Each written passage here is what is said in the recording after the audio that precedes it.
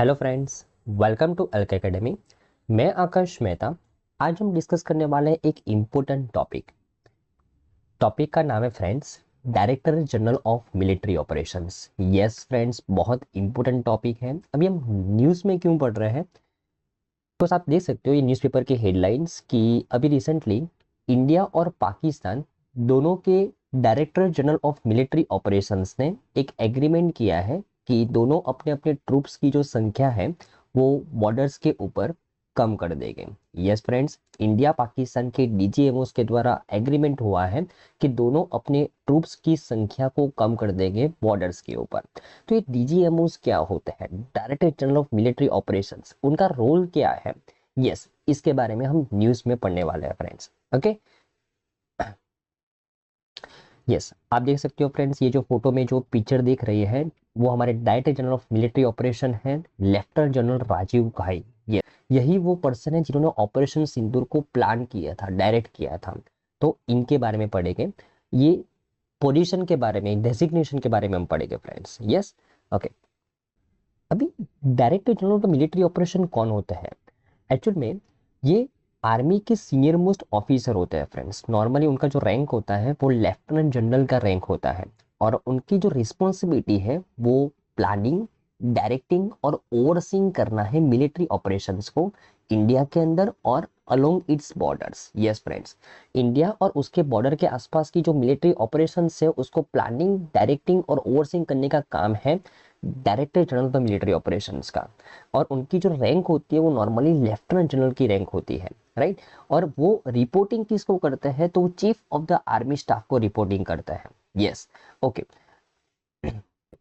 तो जिस तरीके से जो मिलिट्री ऑपरेशन है उनके डायरेक्टर जनरल हमारे राजीव घाई जी हैं, उसी तरीके से जो एयर ऑपरेशन हैं उनके director general air marshal AK Bharti ji हैं।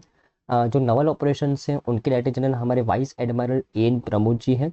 और इस तरीके से हमारे जो हर एक आर्म फोर्स है उनके डायरेक्टर जनरल होते हैं। तो अभी जो हम पढ़ रहे हैं वो मिलिट्री ऑपरेशंस के डायरेक्टर जनरल को पढ़ रहे हैं फ्रेंड्स, बराबर ना। और जो भी ऑपरेशन के अंदर, मिशन के अंदर अगर तीनों तीन आर्म फोर्सेस एक साथ काम करे कोऑर्डिनेशन से, तो उनको लीड कौन करता है, तो डीजीएमओ लीड करता है friends, director general of military operations, जो अभी कौन है, राजीव गांधी जी है फ्रेंड्स।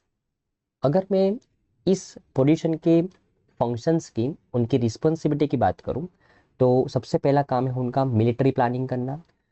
चाहे फिर वो ऑफेंसिव, डिफेंसिव और पीस टाइम ऑपरेशंस क्यों ना हो, वो सभी के अंदर वो मिलिट्री को प्लान करते हैं, उनके ऑपरेशंस को प्लान करते हैं। काउंटर इंसर्जेंसी, काउंटर टेररिज्म और पीस कीपिंग मिशंस को वो ओवरसी करते हैं। उसके अलावा हर एक कंडीशन में आर्मी रेडी है कि नहीं वो देखने का काम director general of military operation का है। उसके अलावा आर्मी के हर एक पर्सोनल की जो ट्रेनिंग है, उनके लिए जो डायरेक्टिव्स होनी चाहिए, उनकी जो स्टैंडर्ड ऑफ प्रोसीजर्स होनी चाहिए उनको ट्रेन करने की, वो सबको कौन देखता है, कौन मॉनिटर करता है, director of military operation monitor करता है फ्रेंड्स, बराबर ना। Okay, okay. उसके अलावा जो बॉर्डर के ऊपर जो भी एक्टिविटी हो रही है, for example cease fire agreements, वो करने का काम भी किसका है, डीजीएमओ का है फ्रेंड्स, बराबर ना। और वो डायरेक्टली किसके साथ कोऑर्डिनेट करते हैं, मिनिस्ट्री ऑफ डिफेंस के साथ कोऑर्डिनेट करते हैं। ओके।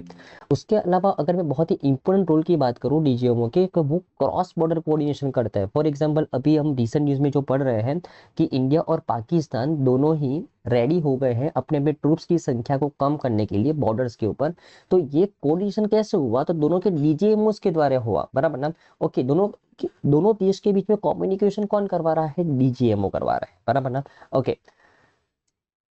और जैसे मैंने आपको बात किया, जब भी ऐसी कोई सिचुएशन आए, ऐसा कोई मिशन है कि जहाँ पे तीनों तीन आर्म फोर्सेस एक साथ काम पे लगे, तहाँ वहाँ पे लीड करने का काम डीजीएमओ का है।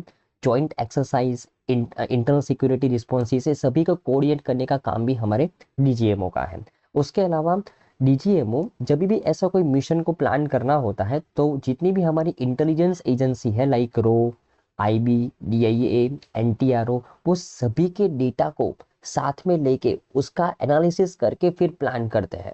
इंटेलिजेंस, रियल टाइम इंटेलिजेंस को अपने प्लानिंग में डालते हैं फ्रेंड्स, बराबर ना। ओके।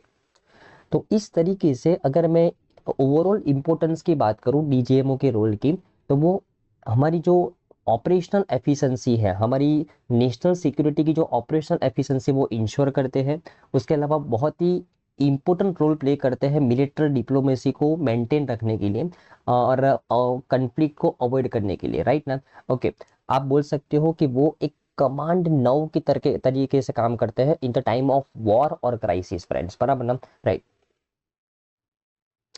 ओके, और उनकी जो ऑफिस होती है डीजीएमओ की, वो जो हमारा आर्मी हेडक्वार्टर है न्यू दिल्ली के अंदर, वहाँ पे वो बैठ के ऑपरेट करते हैं।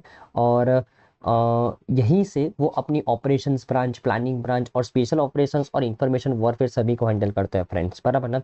ओके, तो ओके, तो आई थिंक फ्रेंड्स आपको पूरे टॉपिक के अंदर अच्छे समझ में आया होगा कि क्या है डीजीएमओ, उनका रोल क्या है, कैसे इंपॉर्टेंट रोल प्ले करते हैं जब भी ऐसी कोई वॉर वाली सिचुएशन होती है, तो किस तरीके से वो दो देशों के बीच में एग्रीमेंट्स करवाते हैं, सीज फायर एग्रीमेंट्स करवाते हैं, कम्युनिकेशन करवाते हैं, राइट ना। किस तरीके से वो तीन अलग अलग हमारी जो आर्म फोर्सेस है उनको कोऑर्डिनेट करते हैं, राइट ना। तो बहुत ही इंपॉर्टेंट रोल प्ले करते हैं हमारी नेशनल सिक्योरिटी के लिए, बराबर ना। तो आई थिंक फ्रेंड्स आपको ये समझ में आया होगा डीजीएमओ, राइट।